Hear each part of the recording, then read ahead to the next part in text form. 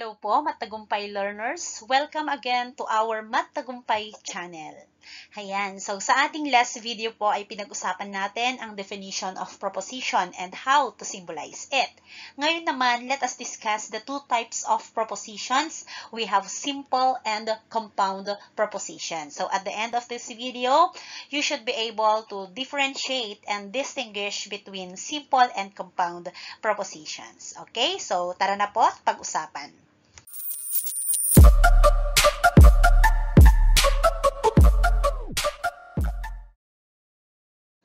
In natural language, we have two types of sentences according to how they are built.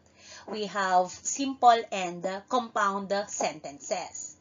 The concept of simple and compound sentences in natural language is the same with the concept of simple and compound propositions in logic. Pero, let us still discuss because there are terms in logic that you may not be familiar with. So, maaaring ngayon nyo lang ma-encounter yung ilang terms na ating mapag-aaralan po sa video na ito. So, unahin po natin ang simple proposition. A simple proposition is a statement which can no longer be broken down into other component propositions. So in simple terms, it is a single basic assertion. Cite for example, we have Luzon is an island in the Philippines. Baler is the capital of Aurora. 2 plus 3 equals 5. These three are examples of simple propositions because they are just single assertion. They are single basic assertion. We can no longer break them down into other component proposition. Ngayon, if we connect two simple propositions, like for example, Luzon is an island in the Philippines and Baler is the capital of Aurora. So, we connect two simple propositions. Ano na po yung tawag natin doon?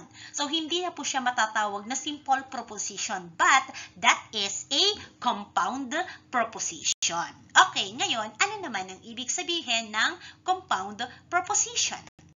A compound proposition is a proposition formed by connecting two or more simpler propositions using logical connectors. So when we are dealing with compound proposition, we are using logical connectors.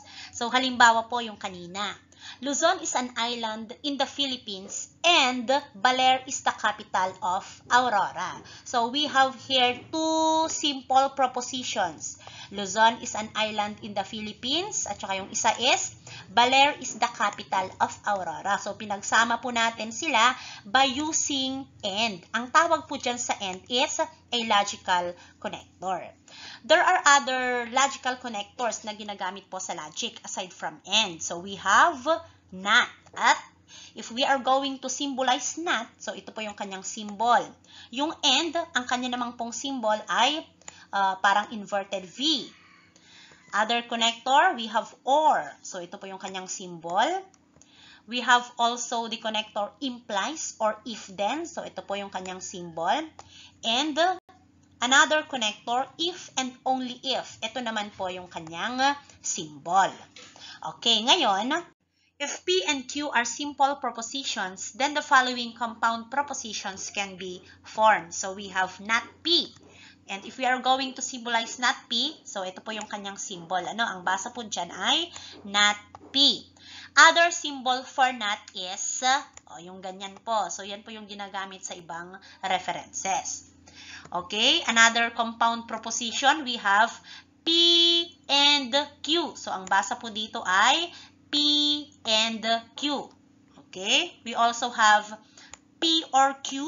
Ang basa po dyan ay P or Q. And we have P implies Q or if P, then Q. Ano po? And we also have P if and only if Q. Okay, so gumagamit po tayo ng logical connectors to connect two simple propositions. Kaya, meron po tayong mga nabuong compound proposition. Now, we have here two propositions. So, we have proposition P, Julio plays guitar, and proposition Q, Julio plays piano.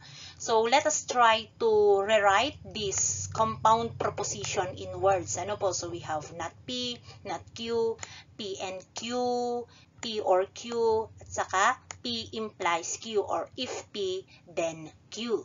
Okay, so itry po natin yung not P. So if we are going to rewrite not P in words, that is Julio doesn't play guitar because P is Julio plays guitar. So kapag inenegate po natin yung P, Julio doesn't play guitar. How about not Q? So yung Q po natin is Julio plays piano. So if we are going to rewrite not Q in words, we have Julio doesn't play piano. How about P and Q? So we have Julio plays guitar and he plays piano. P or Q, we have Julio plays guitar or he plays piano. And the last one, we have if P then Q. So we have if Julio plays guitar, then he plays piano. Okay, so ito po ay mga compound propositions. Before we end po, let us again differentiate simple proposition from compound proposition. So kapag sinabi po nating simple proposition, it cannot be broken down into more than one proposition. So it is single basic assertion. Kapag compound proposition naman, it is formed by joining simple propositions using logical connectors.